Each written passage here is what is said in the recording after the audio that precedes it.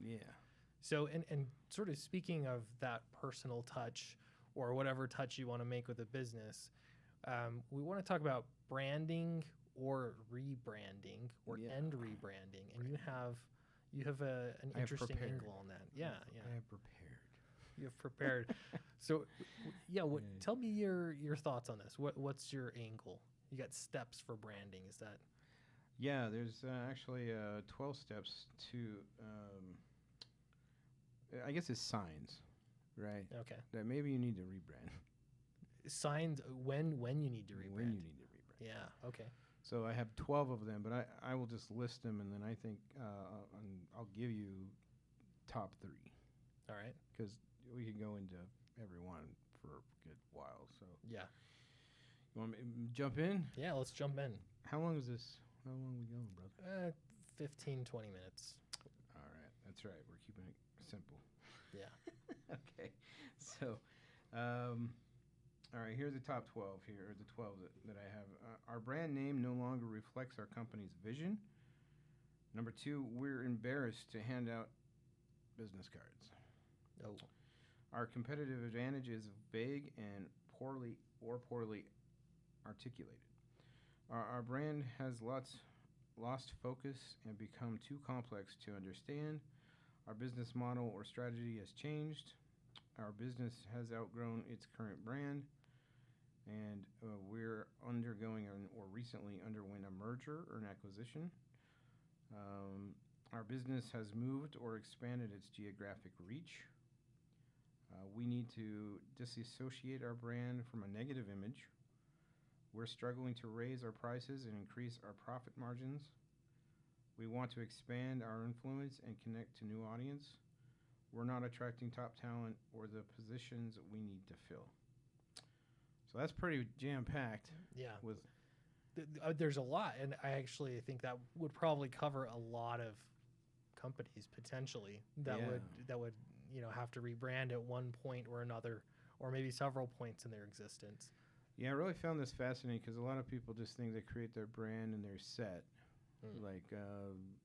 But companies reinvent themselves quite a bit. Yeah. FedEx went through that. Amazon went through that. You know, they're always and so these are self-reflecting questions that I want to present to clients because they just don't know maybe. Mm-hmm. The top 3 that I wanted to discuss that jump out at me is we're embarrassed to hand out business cards. Being embarrassed to hand out business cards. And that you could probably extend that to like send out promotional emails, post anything on social media. Right. So I don't know, do you have a experience with that, or do you want to drill into that a little bit more deeply? Well, coming from the networking event, right? Yeah. I took some time to look at the business cards today. And you can tell the ones that generally, if it's a national brand, those are pretty set, right? But then there's the local people and the local teams. And so I really look at that and I go, okay, did it grab my attention? Sometimes they don't even have a logo on there, just their name. So people rush. A lot of people think that stuff comes secondary, but I think it should be first and foremost. They're like, oh crap, like I gotta go to a networking thing. I better put a business card or a flyer together. Mm-hmm. So I have something to show, and then to me that's poor execution, because then you only get one chance to make a good impression. You better do it with your one-on-one and not your business card. But then if you have a business card and a one-on-one and it's not matching, like this looks like you put this together in 5 minutes and you're trying to come across like you're the expert. I don't know. To me, I don't know. I'd love your opinion on it too, because I mean, being in marketing, it's one of those things you want to have prepared ahead of time. And there's always something else, it seems like, that I wish, you look back sometimes and you think I could have been more prepared with marketing materials and how not only like I'm presenting myself, but helping my team present themselves. Yeah. And so, it's one of those things you want to look at in advance for sure. But have you had that experience of being embarrassed when you hand out your business card? I'm ashamed. Yes. Yeah, I've been under many variations of my company when I was brand new in business, and I was trying to figure out who I was. Yeah. So I just throw something together, and I'm like, this ain't gonna fly because I'm supposed to be an expert. So Yeah. how can I show up to a prom and be not prepared to Yeah. prom or whatever? So Yeah. A logo design can go a long way. That, in my personal experience, I had logos that I designed, and I have some design skills enough to get me by. But Sure. it's like I'll have it, it gets by, or I think it's getting me by, and then you just hire somebody that specializes in making a logo, and it changes everything. Your whole business card looks so much better. Yeah. So yeah, I'll have to show you. I've got some examples. Ooh. A and B Okay. logos. So yeah, Yeah. big difference. Yeah, I mean, our brands is who we are. It extends in the logo, but it goes into the psyche of everything. Like, the colors. I mean, I don't know your listeners right now, but I mean, just example on colors alone. If you go to fast food, it's always red and yellow. We look at Right. In-N-Out, McDonald's, Wendy's, red. No, they're like, what's with a red? I'm even looking at a sign right here. Yeah. It's I don't know what it is, but it's red. Yeah. And red is stop, right? Stop sign, stop signal, stop. Oh, you want my attention. And then yellow is almost like cautionary, or it's kind of a warmer color, so it's like stop, but let's be cool about it. Yeah. Right. So colors mean a lot. Yeah. And so if you've got a business card, and maybe you don't know what to do right now, and you just need people to look at it, maybe go with the red for a little bit and test it out. But don't go with red unless it's part of your brand. And do you find maybe clients that you've had that want to cling to those original colors that they had, or like how free should you be with just being willing to throw it out? Yeah. Yeah, people get really tied to a brand. It's like part of their baby, it's their identity, and I think that's why these are very important, because it goes beyond just that. It's like, oh, we've changed this, we've done that, maybe we should reconsider. So it's a good way to a signifier that maybe we need to rebrand. And so going to your question, yeah, I worked for a client where they were just, no, we ain't changing. And I'm like, okay, well, you're not going to get very far because this looks like a kid drew it. Right, yeah. Unless you're going for that look, right? Right. But most of the time, probably not. But and that's why I think it's helpful to have somebody else look at it. Even if you are, doing branding, you're an expert in it. Having a second opinion or outside opinion is not a bad thing at all. Yeah, I always, when I get a client, I always pass around the logo to, I say, show it to everybody, Yeah. They'll throw your opinions at, but and that's what's interesting. Yeah. But anyways. So if you're ashamed to show anyone your business card, it's That's time for a rebrand. Yeah, you're like, just, Yeah. okay. Or even share your website. It goes right. Like, let's say your business card is this, but then they go to your website, it doesn't even match. Yeah. They're like, wait a minute, I thought I went to this company, and it doesn't even look. Same principle, right? Yeah. If you're ashamed of your branding and all the business stuff you should be showing people, then it's probably time for a rebrand. What's the next point you want to focus on? I think the next one I like here is our business model or strategy has changed.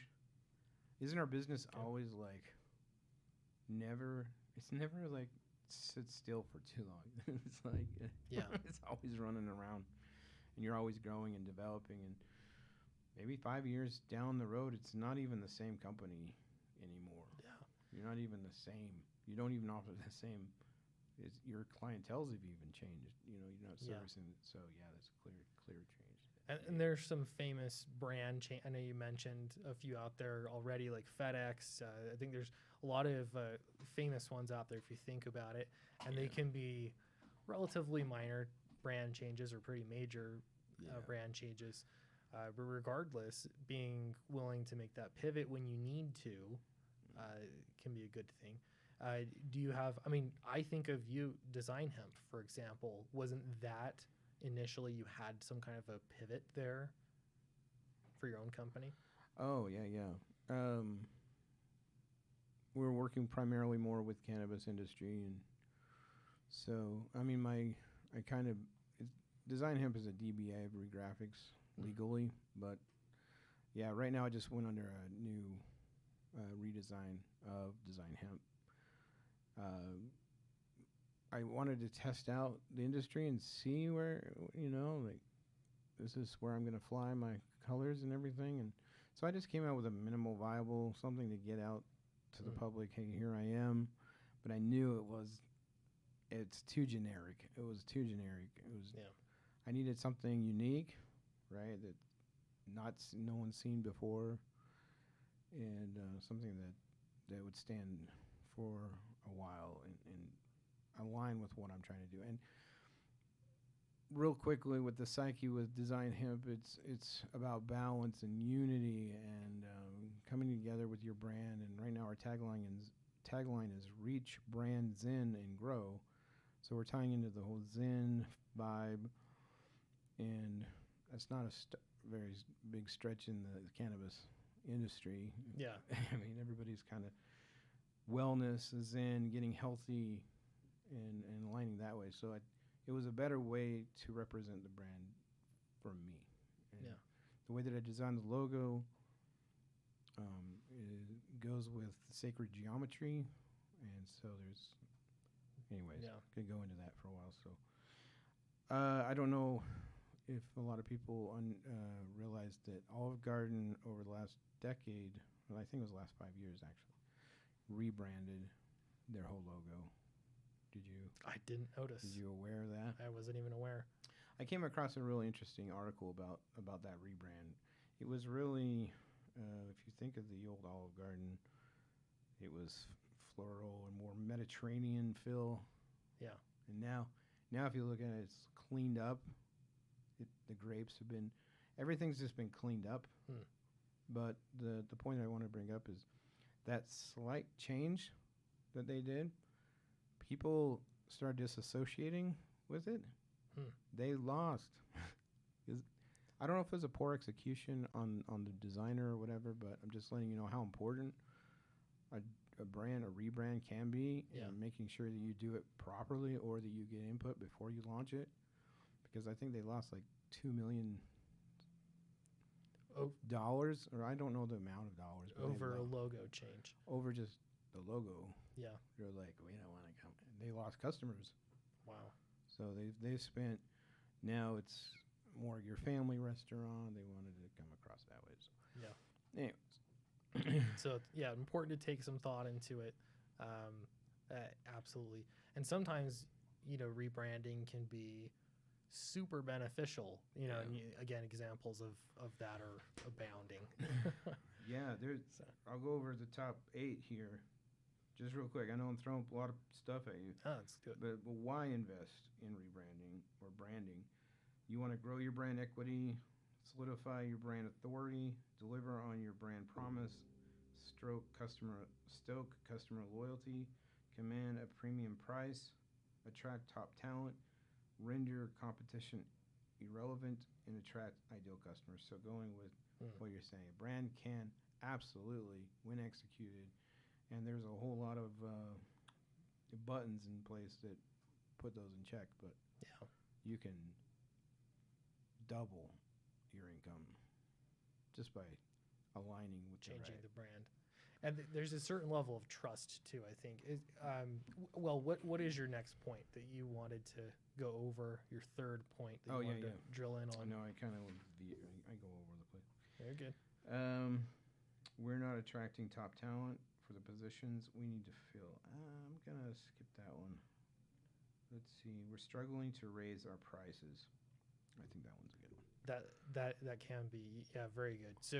So I've seen that a lot.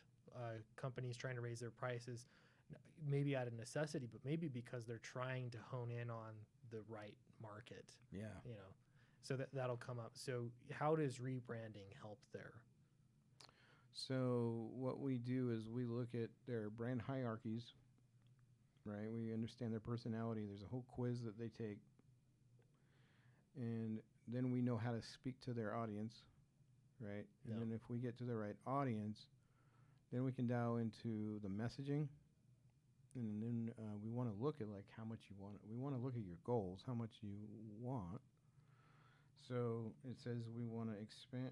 We want to raise our prices and increase our profit margin. So a really quick one would be, let's say we've now rebranded. We want to focus on high-end clientele, right?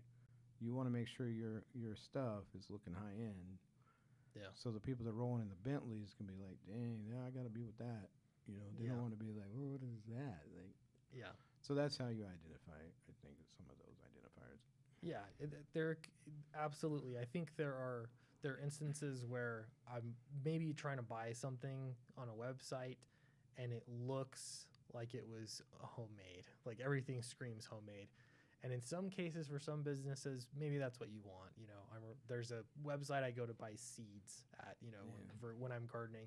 And to me, that like, you know, it was built by a farmer. I don't know if they do that intentionally, but that's the way the feel I get. Yeah.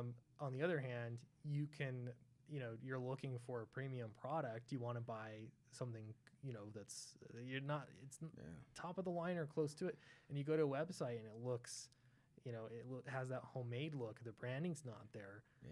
That's damaging. Yeah.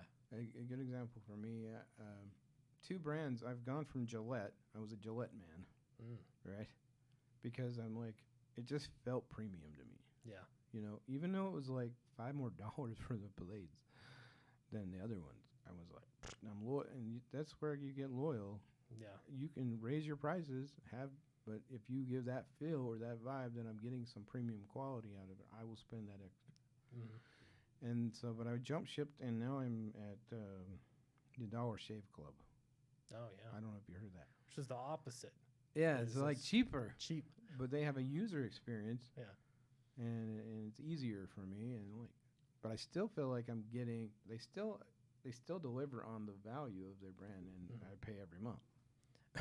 That's such a great example too, because they have both companies have clearly invested a lot into their branding, and there's a certain. I think when a brand is really done well, it almost has a personality to it. Oh, yeah. You know. Yeah, and you see that in both companies and how they are perceived just based off their branding. Yeah. So when right now, just wrap it up, I guess. CBD is. I just read another article that it's kind of negative, but I feel like that's why it's so important to brand it right, because it's saying that like it's just another snake oil out there. Like it's so new, and then there's everybody promising the world with CBD, and everybody says they have the top quality and the best growers. And I went to several expos over the past summer, and everybody shouting to the rooftops, "We got the best product. We got the best." Well, I just went over here. They're saying the same thing. Yeah. So the only way that you can really differentiate yourself is with the story, the personalities that you're going to attract, and fine tuning your brand. Yeah. To funnel that to, and then you'll get loyal customers. Yeah. They're like, oh, I love Farm to Pharma. I love BI Blends because they take care of you, or you know, these guys are in it to win it. I know for a fact the people that buy from our clients is because of the personality shines through the brand and the trust factors there. So absolutely. Well, Ryan, appreciate you being on our show right now. So it's good to talk to you. And thanks for inviting. Yeah, and we'll have to do it again sometime. I think that'd be fun. Yeah, we can talk about all sorts of cool stuff. Oh yeah, yeah. In the meantime, where can people find you online? Oh, awesome. Yeah. So you can go to designhemp.com. That's DEZIGNHEMP.com. Or you can go on Facebook and look me up, Ryan Pilkington. Awesome. And a way you can remember my last name, there's two ways. First, my nickname's Pickle, right? And then the other one is we take a lot of pills. Come from Kings, and I want to make tons of money or make tons of people happy. Yeah, I'll have to get that. Pilkington, I'll get that right. Yeah. In the meantime, if you are a Utah business owner, small business owner especially, the mill is a great place to come and work. Ryan works with us here at the mill. He's got desk space. He's been here longer than I have, which isn't hard to do. But he's been here a long time. Yeah. We offer co-working. We offer educational opportunities. Whether you're a brand new entrepreneur or you've been around, you've grown your business. We also have the Goldman Sachs 10,000 Small Businesses program. Yeah. And so it's really something for business owners at every stage in their ownership. So check us out. It's themill@slcc.com. And